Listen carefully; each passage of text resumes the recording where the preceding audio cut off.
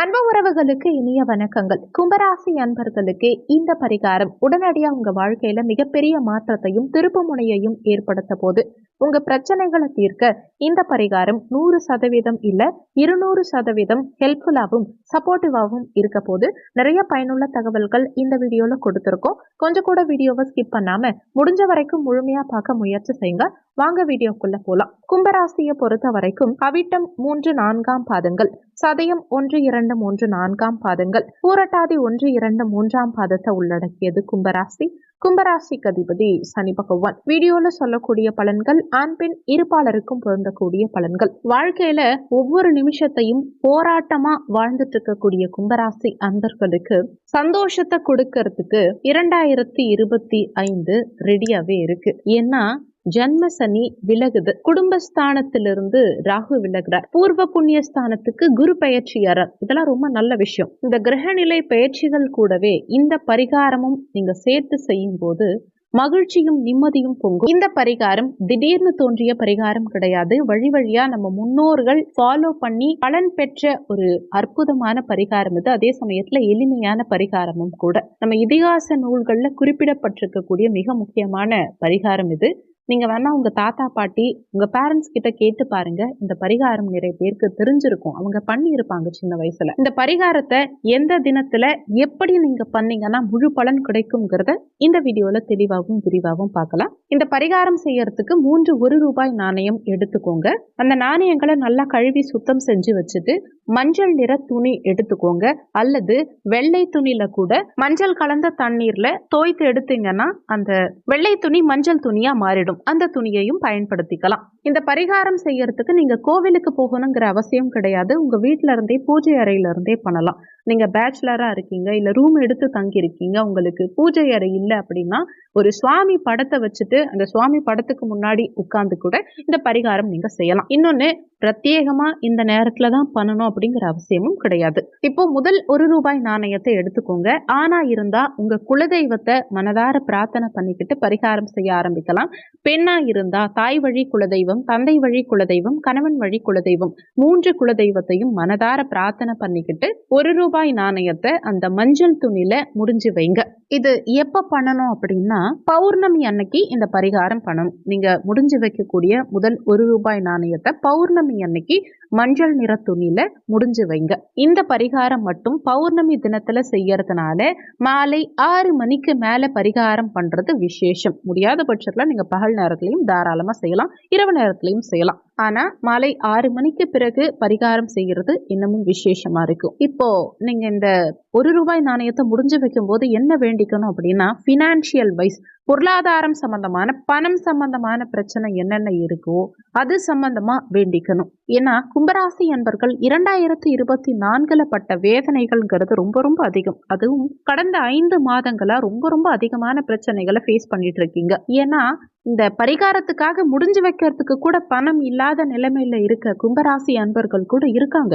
தேவிப்பட்டினம் போயிட்டு வந்திருப்பீங்க, பக்கத்துல இருக்க சிவாலயம் போயிட்டு வந்திருப்பீங்க, நிறைய பரிகாரம் பண்ணிருப்பீங்க, நிறைய கோவிலுக்கு போயிருப்பீங்க. உங்களால எவ்வளவு கோவிலுக்கு போக முடியுமோ, எந்த அளவுக்கு பரிகாரம் செய்ய முடியுமோ அத்தனையும் பண்ணிருப்பீங்க. அவ்வளவும் செஞ்சும் எந்த பயனும் இல்லாம பனிமரமா இருக்கக்கூடிய கும்பராசி அன்பர்களுக்கு மனசுல ஒரு 5 நிமிஷம் சந்தோஷத்துக்கு கஷ்டப்படுறீங்க பாருங்க. நம்பியவங்களும் ஏமாத்துறாங்க. ஆசைப்பட்ட விஷயங்கள் கைகூட மாட்டேங்குது. வரவேண்டிய பணம் காணல் நீர் மாதிரி மறைஞ்சி போகுது. வேலையில பிரஷர், சாப்பிட்டோமா, தூங்குனோமா, நின்னோமா, யாருக்காக ஓடுறோம், நம்ம ஹெல்த்தை பார்த்துக்கிட்டோமா அப்படின்னு தெரியாம ஜென்ம சனியில ஸ்பீடா ஓடி ஓடி அதுல எந்த விதமான பலனும் அனுபவிக்காம மனசளவுல ரொம்ப ரொம்ப அழக்கூடிய கும்பராசி அன்பர்களுக்கு உங்க உறவினர்கள் உங்களை விட்டு பிரிஞ்சிருக்காங்க, நம்பியவங்க ஏமாத்துறாங்க, நண்பர்கள் சூழ்ச்சி செஞ்சிருக்காங்க, உங்க உற்ற துணை உங்களை ஏமாத்திருக்கலாம். ஆனா இந்த மாதிரி எவ்வளவு பிரச்சனை இருந்தாலும் சரி, கடவுள் நம்பிக்கையை மட்டும் விடாம இந்த பரிகாரம் செய்யுங்க. இந்த 1 ரூபாய் நாணயத்தை முடிஞ்சு வச்சதுக்கு அப்புறம் என்ன ஆகும்னா பினான்சியல் வைஸ் டெவலப்மெண்ட் கண்டிப்பா இருக்கும். உங்களுக்கு வர வேண்டிய பணமா இருந்தாலும் சரி, நீங்க மத்தவங்களுக்கு கொடுக்க வேண்டிய பணமா இருந்தாலும் சரி, இஎம்ஐ கட்டுறதுக்கு கூட காசு இல்லாம கஷ்டப்பட்டு இருக்கீங்க இல்லையா, திணறிட்டு இருக்கீங்க இல்லையா, ஓடி ஒளிஞ்சிட்டு இருக்கீங்க இல்லையா, யாரோ ஒருத்தவங்களுக்காக ஓடி ஒளிஞ்சிட்டு இருக்கீங்க இல்லையா, பயம் உள்ளுக்குள்ள இருக்கு. ஆனா குழந்தைகளுக்காக நாளுக்காக பார்த்துட்டு இருக்கேன், திருமண வாழ்க்கையில பல போராட்டங்கள் வந்துட்டு இருக்கு அப்படின்னு நினைச்சிட்டு இருக்கக்கூடிய ஒவ்வொரு கும்பராசி அன்பர்களுக்கும் இந்த பரிகாரம் செய்யறது மூலமா கண்டிப்பா மாற்றம் இருக்கும். பணம் சம்பந்தமான எந்த பிரச்சனைகளும் வரக்கூடாது, இனிமே கடன் இருக்கக்கூடாது, கடனை சீக்கிரமா அடைக்கணும், பொருளாதார முன்னேற்றம் இருக்கணும், பண வருமானம் சிறப்பா இருக்கணும் அப்படின்னு வேண்டிக்கிட்டு இந்த முதல் ₹1 நாணயத்தை முடிஞ்சு வைங்க. முடிஞ்சு வச்சு 48 நாளிலிருந்து 6 மாதத்துக்குள்ளேயே உங்க வேண்டுதல் நிச்சயமா நிறைவேறிடும். வேண்டுதல் நிறைவேறிய பின் அந்த ₹1 நாணயத்தை அப்படியே எடுத்துட்டு போயிட்டு உங்க குலதெய்வ கோவில்ல இருக்கக்கூடிய உண்டியல்ல செலுத்திடுங்க. அதை தனியா செலுத்தாம கூட ஒரே ஒரு பூ வச்சு அப்படியே பூவோடு சேர்த்து அந்த ₹1 நாணயத்தை நீங்க உண்டியல்ல போட்டுடலாம். இந்த பரிகாரம் செய்யறதுக்கு ₹1 நாணயம் தான் பயன்படுத்தணுமான்னா கிடையாது. அது உங்க வசதிக்கு ஏத்த மாதிரி ₹11, ₹101, ₹1001, ₹10,001, ஏன் ₹1,01,000 கூட நீங்க பயன்படுத்திக்கலாம். அதே மாதிரி இப்போதைக்கு நாணயமா நான் முடிஞ்சு வைக்கும் போது ₹1 நாணயமா முடிஞ்சு வச்சுட்டு என் வேண்டுதல் நிறைவேறினதுக்கு அப்புறமா எக்ஸ்ட்ராவா நான் உண்டியல்ல செலுத்துறேன் அப்படின்னு வேண்டிக்கிட்டாலும் அது உங்க விருப்பம் தான். பணம் முக்கியமே கிடையாது. நீங்க ₹1 கொடுக்குறீங்களா, ₹1,00,000 கொடுக்குறீங்களா கடவுளுக்குங்கிறது முக்கியமே கிடையாது. பணம் கண்டிப்பா முக்கியம் கிடையாது. உங்க வேண்டுதல் உண்மையா இருக்கணும். கடவுள் மேல முழு பக்தியோட மனதார பிரார்த்தனை பண்றது தான் முக்கியமே தவிர எவ்வளோ பெரிய பணம் போடுறனா குட்டி பணம் போடுறனாங்கிறது முக்கியம் கிடையாது. அடுத்து இரண்டாவது ₹1 நாணயத்தை எடுத்துக்கோங்க. இது எதுக்காகன்னா உங்க ஹெல்த் விஷயத்துக்காகவும் குழந்தை பாக்கியம் இருக்கிறதுக்காகவும் உங்களுக்கு இருந்த நம்பிக்கை துரோகம், கோர்ட்டு கேஸ் வம்பு வழக்குன்னு அலையறீங்க இல்லையா, தேவையில்லாத சில இடம் சம்பந்தப்பட்ட பஞ்சாயத்தை சந்திக்கிறீங்க இல்லையா, குடும்ப வாழ்க்கைய நிர்மூலமாக்கிய 2024 சரி பண்ணணும்னு நினைக்கிறீங்க இல்லையா, அதுக்காக தான் இந்த இரண்டாவது ₹1 நாணயத்தை எடுத்துக்கணும். இது எப்போ இந்த பரிகாரம் பண்ணணும் அப்படின்னா தேய்பிரையில வரக்கூடிய பஞ்சமி அன்னைக்கு இந்த இரண்டாவது ₹1 நாணயத்தை எடுத்துக்கணும். இந்த தேய்பிரை பஞ்சமியில இரண்டாவது ₹1 நாணயத்தை எடுத்துக்கிட்டு அதே மாதிரி மஞ்சள் நிற துணி எடுத்து அல்லது வெள்ளை நிற துணியில மஞ்சள் கலந்து மஞ்சள் நிறமா மாற்றி வராகி அம்மன் வழிபாடு செய்யணும். எல்லா ராசிக்காரர்களுக்கும் இரண்டாவது பரிகாரம் செய்யும் போது, அதாவது இரண்டாவது நாணயம் எடுக்கும் போது இஷ்ட தெய்வத்தை மனசுல நினைச்சுக்கிட்டு பரிகாரம் செய்ய சொல்லியிருப்போம். ஆனா கும்பராசி அன்பர்களுக்கு மட்டும் இந்த இரண்டாவது நாணயம் வராகி அம்மனை நினைச்சுக்கிட்டு இந்த பரிகாரம் செய்யணும். ஏன் கும்பராசிக்கு மட்டும் வராகி அம்மன் அப்படின்னா, ஜென்ரலாவே கும்பத்துக்கு காவல் தெய்வமே வராகி அம்மன் தான். இஷ்ட தெய்வமும் உங்களுக்கு வராகியா இருந்தா சிறப்பு.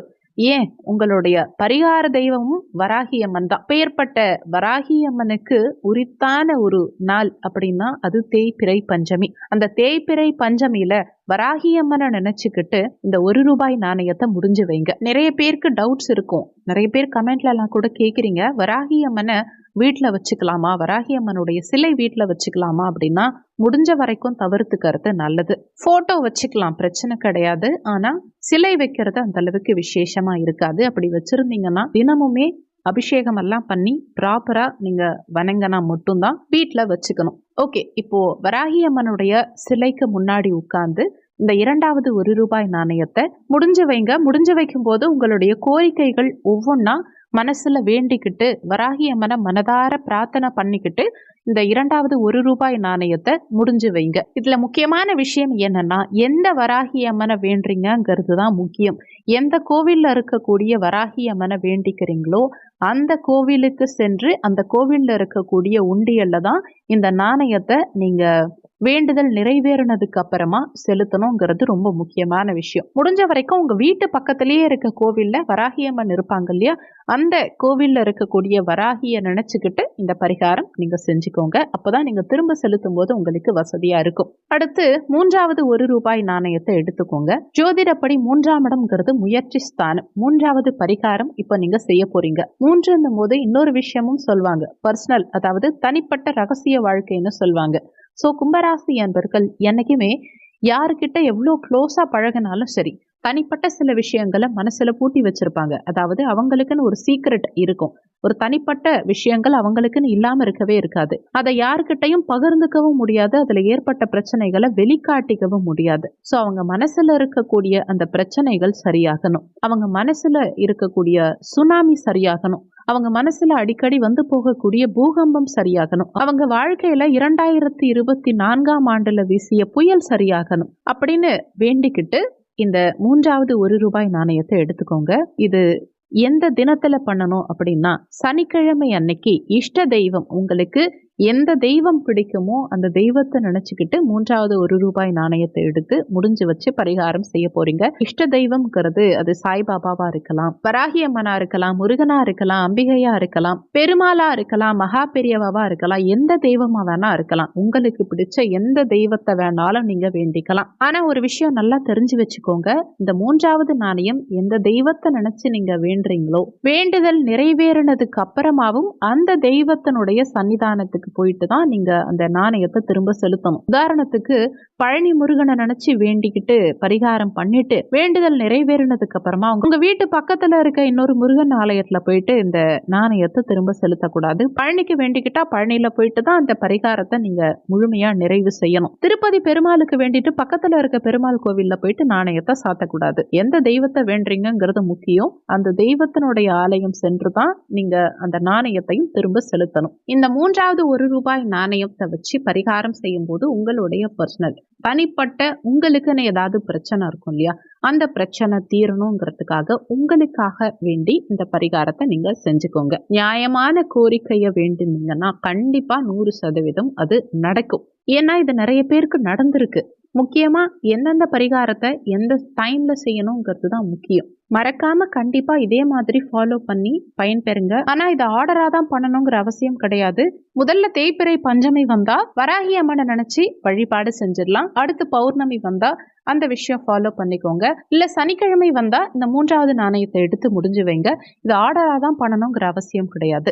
ஆனா கண்டிப்பா ட்ரை பண்ணுங்க, 100% ரிசல்ட் இருக்கும். இந்த வீடியோ நிச்சயமா உங்களுக்கு பயனுள்ளதா இருந்திருக்கும். மற்றவங்களுக்கும் பயன்படணும்னு நினைச்சீங்கன்னா உங்க ஃப்ரெண்ட்ஸ் அண்ட் ரிலேட்டிவ்ஸ்க்கும் வீடியோவை ஷேர் பண்ணுங்க. அவங்க பயன்பெற்றா அந்த புண்ணியம் உங்களுக்கும் கிடைக்கும். இந்த வீடியோல உங்களுக்கு ஏதாவது சந்தேகம் இருந்தா கீழே இருக்க கமெண்ட் செக்ஷன்ல சொல்லுங்க. நன்றி. மற்றும் ஒரு நல்ல பதிவோடு மீண்டும் உங்களை சந்திக்கிறோம்.